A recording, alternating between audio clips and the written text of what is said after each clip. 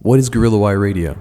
It's movies, music, comics, technology, games, relationships, taboo, paranormal, lifestyle, conspiracy theories, pop culture, humor, obscure. It's people sharing their thoughts, their insight, their opinions, and their voice. Today, Axel Alfalla talks about Witchcraft, Fantastic Four Part 2, the movie, and more. Only on Gorillawire Radio. It's time to take your Viagra and drink your Coke. This is Gorillawire Radio with your host, Axel Alfalla. Hello, everybody. We're back. Welcome back, everybody. This is episode 16. Yes, we made it up to 16. Hooah! Today is a special edition episode. It's a mashup episode, I'm calling it. Hit me! Mashup. Mashup. Mashup. Mashup. Mashup. Mashup. Mashup. Yeah, that's what I'm talking about. That's exactly what I'm talking about. Yes, this is a mashup episode.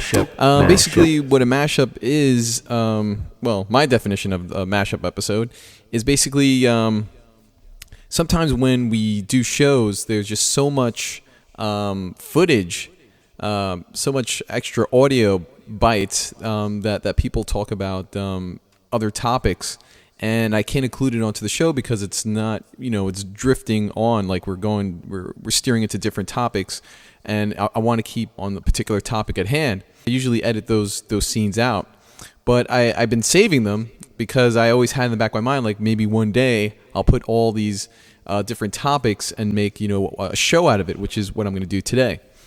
So that's basically what the mashup is that it's extra footage that didn't make it onto the air, that but it's good footage that I just couldn't let it go.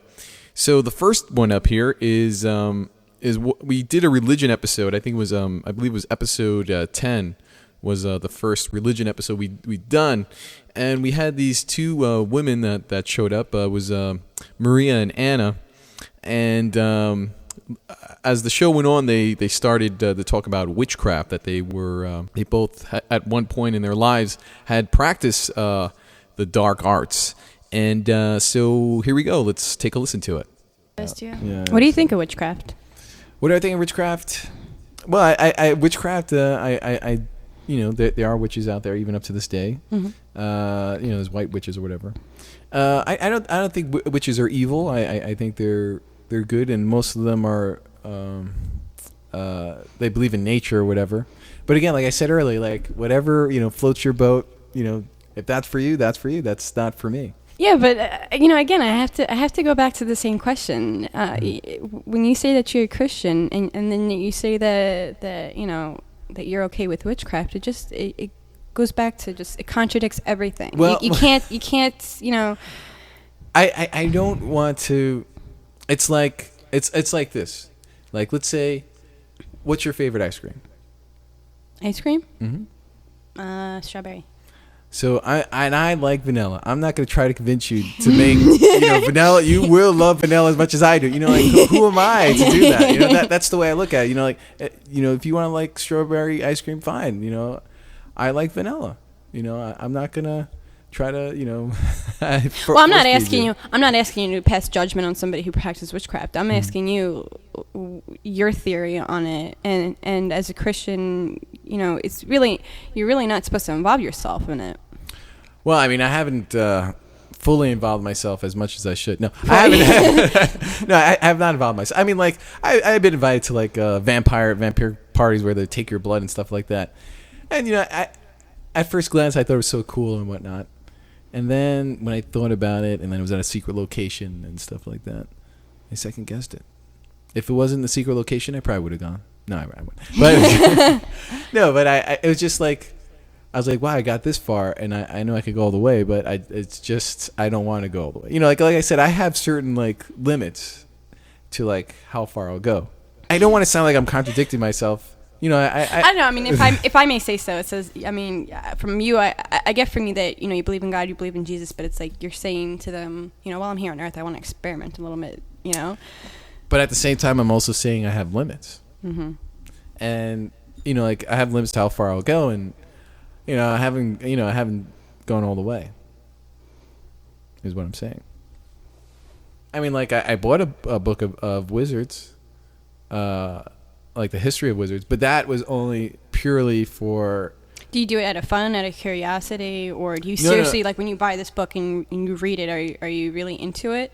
No, actually the only reason why I bought that book was because I was doing research for a screenplay I was writing. So that was the only reason why, and that's why I bought the Angel book, because I was just doing a lot of research for the scripts.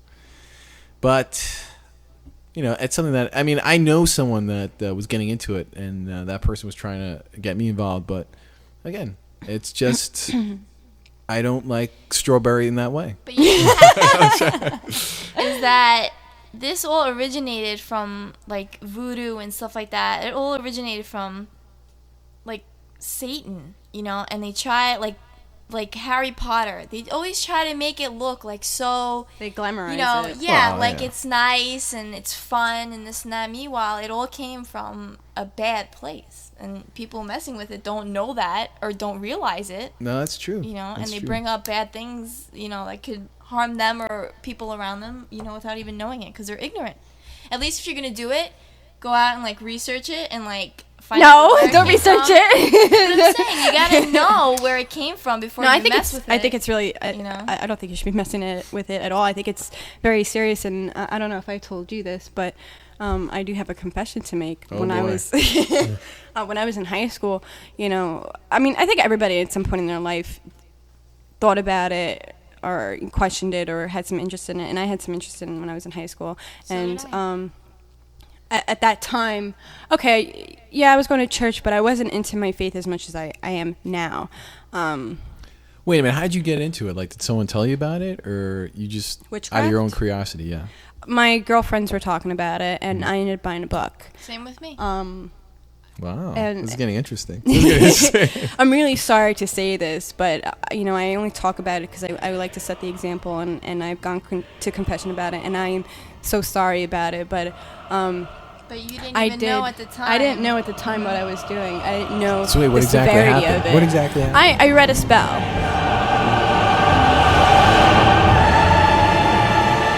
And it happened. Wow. It happened at 2 occasions that 2 people passed away because of a spell that I read.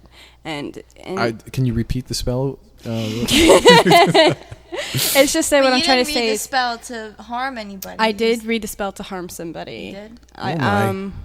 Yeah, like I said, I'm really sorry you for hypocrite. it. No, I'm saying that I am truly sorry for it, and I repent for it, and I've gone to confession for it. And till this day, it still bothers me. It really does. Could you tell us the book? What this was?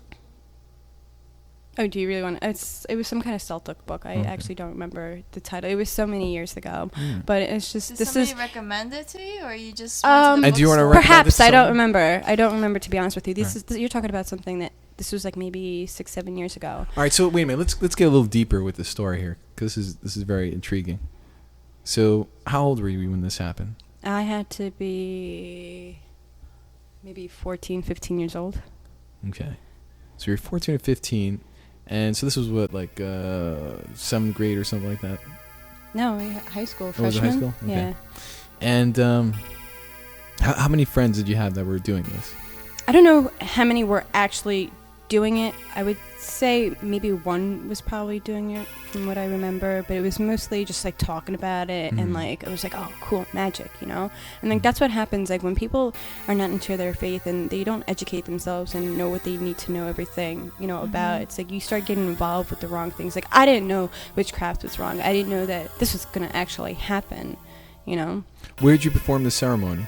In my room. The spell in your room? In By room. yourself? Yeah, I was just reading the book. Did you light any candles? Did you did you dim the lights or light the candles? I don't think I did, to be honest with you. Yep. Like I said, I don't remember so much of it because it was years ago, but I remember the events that took place after. And were you shocked when you heard that? Yeah, I was. And I actually told my friend what I did. I told my mother and I told one friend. Because like I said, there was 2 occasions. There's 2 things that happened. And they believed you? So wait a minute. So what, you did 2 spells, or you're like, how this is pretty good? It was actually like I don't know. It's weird because it was not so far apart, like both events. One time I'd read the spell, and then the other time it was just like I said something that was like something that had to do with kind of with witchcraft, and it just like I linked the two because it was a similar thought, a similar harm to another person, and same results.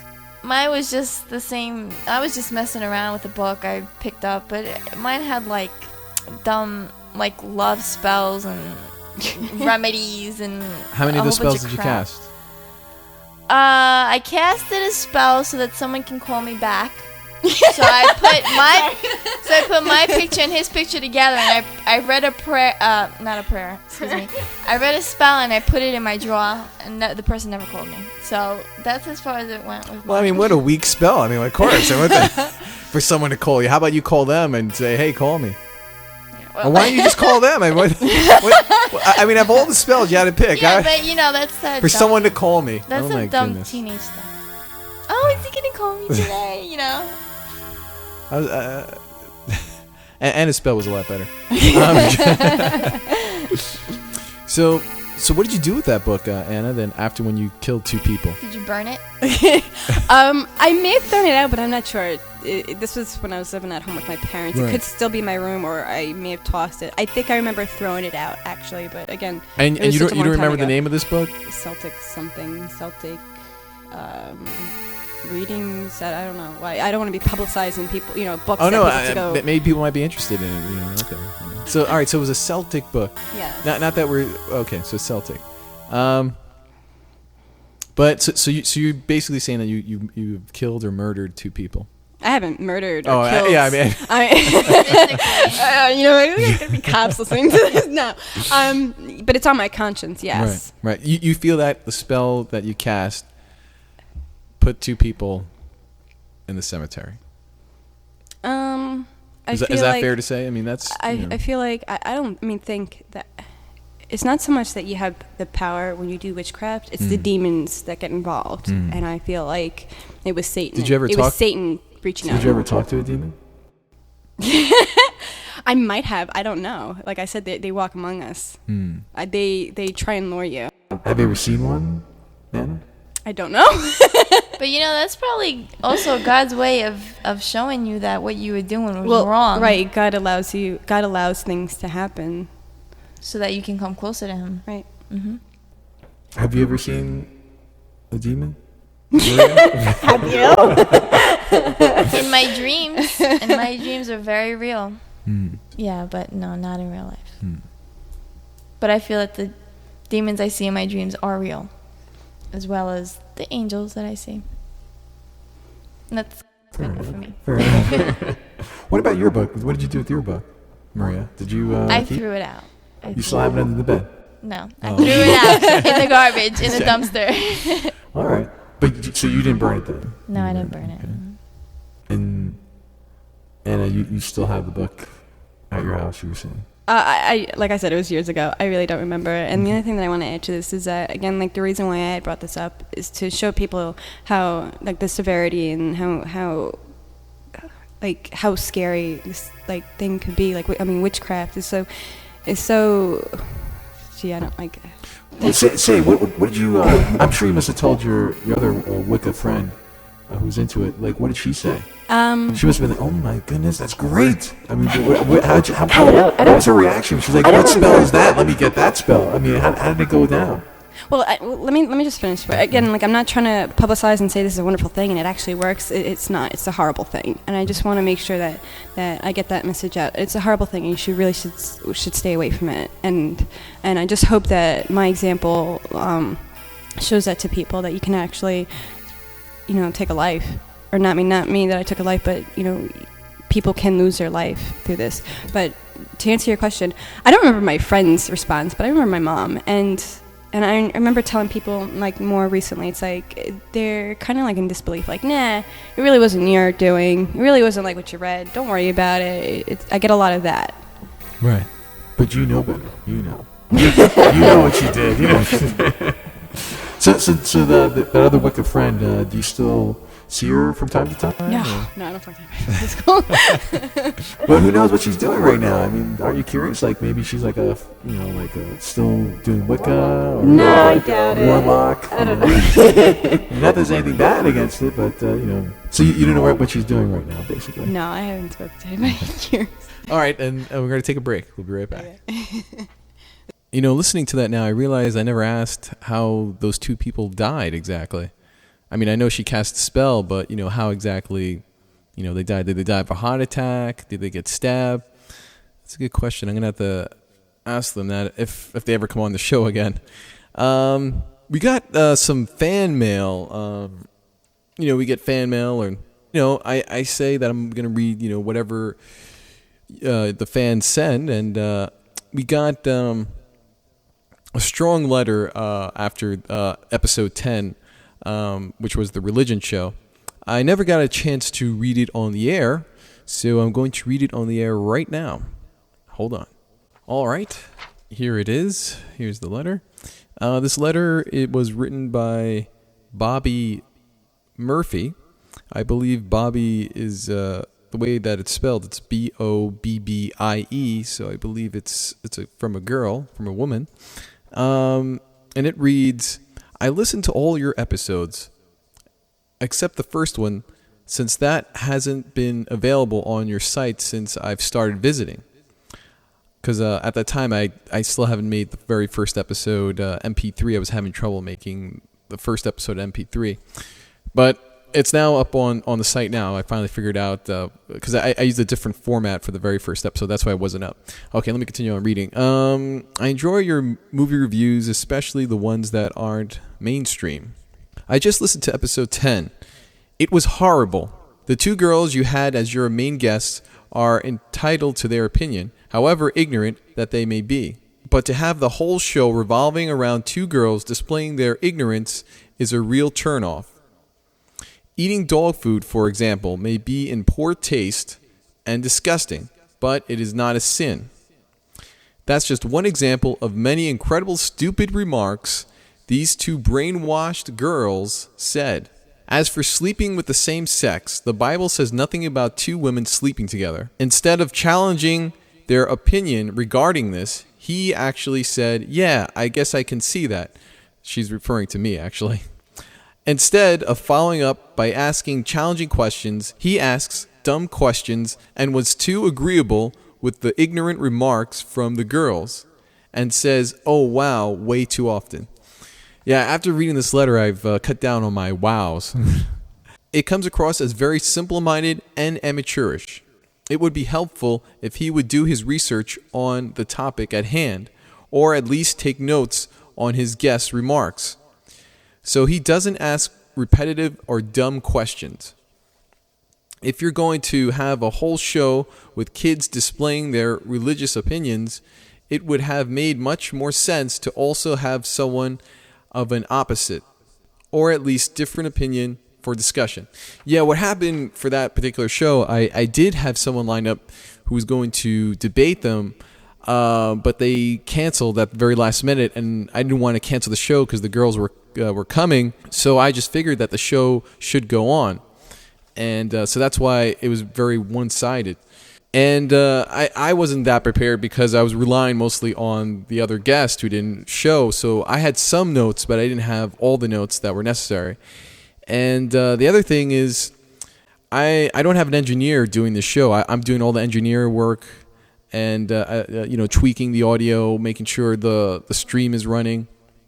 And it's difficult doing all that at the same time. I'm trying to engage the guests and follow them with with what they're talking about. So it is quite challenging, and sometimes I do miss out on some of the things that they say. So that's why it does kind of sound repetitive. But that's only because, again, I don't have an engineer. I don't have an engineer that can worry about the audio.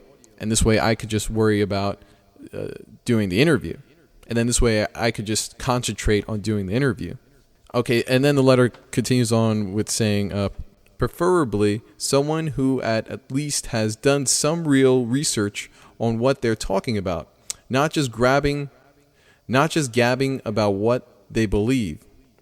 It would have made the program at least somewhat interesting instead of annoying and offensive. I'm not anti-religion. I am Catholic myself. I am just really turned off by such stupidity and lack of professionalism. Sincerely, B. Murphy. Well, I'm actually going to hold on to this letter. I've held on to it ever since I received it, which was a few weeks ago. Because I like to keep the fans' letters. So Bobby Murphy, please continue on writing in. I will definitely continue on reading your letters or playing your voicemails on the show, and that goes for anyone for that matter. Please feel free to write in, and I will read your letters on the air, the good, the bad, and the ugly. Or you can leave a voicemail on the phone number that I have on the website, and I will play your voicemail on the air. All right, so let's move to our next clip here. Next, we have online columnist Rich Watson from comicworldnews.com. He's talking about the Fantastic Four sequel feature film. Let's take a listen.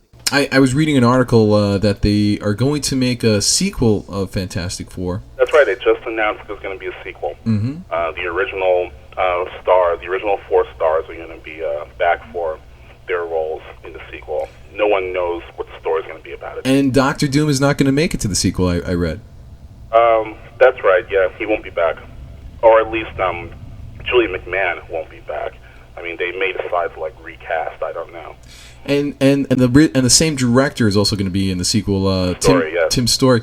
Do you think that's the best choice to use him again, Tim Story? Hopefully, he'll have learned a few things about making action movies.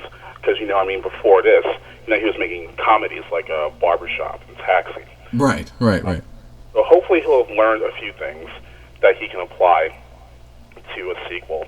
Were you happy or disappointed when you heard that Tim Story is taking on the mantle again as director? I guess I was a little disappointed in the sense that I was hoping, that a sequel would warrant a bigger name director.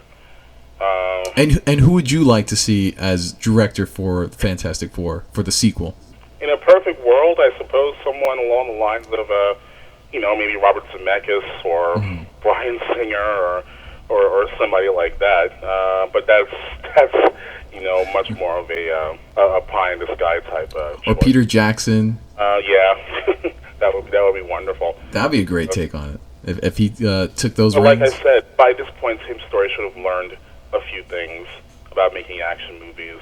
So hopefully, if he can apply what he's learned, to the sequel, then it shouldn't be too bad. I hope not. All right, we're going to take a quick break. We'll be right back. Man, I hope he doesn't fuck up the sequel. Hopefully Tim Story will do a better job with the sequel than he did with the first one. All right, so let's move on. We're moving on now. Now we're going to go to politics. And this is Drake Timbershaft, the movie Maven, myself, and Carol, the writer, talking about George W. Bush. His active role as president. Let's take a listen. The guy. I mean, I like that ethic of hard work Pays and off. knowing stuff, knowing information. Do you think Hargay after George Bush? Pardon? Do you think we could sick Melissa Hargay after the Bush administration? Well, a lot of people are trying. I think that seems fairly impermeable. Well, the Bush administration might be able to. And I'm also interested that George Bush just gets on the television and says, "I ordered these secret wiretaps, and it's absolutely necessary, and I'm going to keep doing it." And the whole idea of the Constitution of the United States doesn't seem to faze him in any way. It's just some old text like the Bible is to him, I'm sure. He's like I don't know what his attitude is. And one thing years ago when he first elected, he had said that thing about. The thing that's really interesting about being president is I don't have to explain myself to anybody. Other people have to explain themselves to me. And I was fascinated by that attitude, and I never understood why more wasn't made of that. Well, he's the leader of America. His job is to explain stuff, why we're doing what we're doing. But clearly he had different ideas. And I don't think I'm the only person who thinks this. Oh, you're not. You want to know where he gets the idea from? Where? He's got this notion. It's what was called in medieval times as the divine right of kings. Yes, exactly. But why haven't more people been complaining about this? They're wussies. Divine right of kings. Well, can you explain that? I'm sorry. I don't mean to. I'm gonna put the mic back to Carol because this is her moment to shine very quickly. We're getting political now. That's true. We've sort of wandered off the movie. But yeah, divine right of king meant, first of all, you inherited the office of king from your family, from your father, and you were the absolute ruler. You could do whatever you want. Because God had ordained you, whatever you did was right. It didn't, nobody else had any rights. You were it. And I think, was that you, Drake? I think you're right. I mean, that is a lot of it. That he's been raised with this idea of complete entitlement, and that he can do whatever he wants. Well, I think he's thinking that way because his father was also president too. So. Well, exactly. And also, down to that, his father was also, before he was president of the CIA. Yes. The CIA. Yeah. He was director of the CIA. And then his brother is governor, so he has all this power around him. Yes, and he lives in a very limited... He pretty much right now probably feels untouchable. Well, I do, his ratings have been dropping like crazy. And I mean, is he aware of that? Surely he's aware of that, and that's why he's reaching out and making more public speeches, I think. But I don't know how he reconciles those numbers with his feeling of invincibility. Well, he feels like you said before, he feels entitled and exclusive above all other people. Yes. And that can really make you delusional. Yes. So it's cognitive dissonance, Logic says something, but your stubbornness, just flies in the face of logic. Which apparently is happening to him. All right, well, we'll be right back. All I have to say about that topic is that I like Bush, but I'm not talking about the president. So our last clip that we have here is from the last video game episode we aired. Jen, who works for a video game company, but we can't state which one it is because she doesn't want to feel like she's representing that company, so that's why we can't state the company's name that she works with. We could just say that she works for a game manufacturer. But I'll tell you one thing: it's a very big name. It's a very big name in the game industry. It's up there. I just can't say what it is, unfortunately. But anyway, she's talking about the clip that I'm going to play. She's going to be talking about that she stayed after work and she was playing this music game with her colleagues and her boss who owns the video game manufacturer company. So I just thought it was pretty interesting. I know it would be even more interesting if you knew what was the company that she works for, but I can't state what it is. But anyway, here, take a listen to it, and I'll be right back. What is it called again? Guitar Hero. And you were playing it at work? Yeah. Well, because my boss got it through work, and we were playing after I was done with all my work for the day. I hear that game is awesome. Yeah, it's really fun.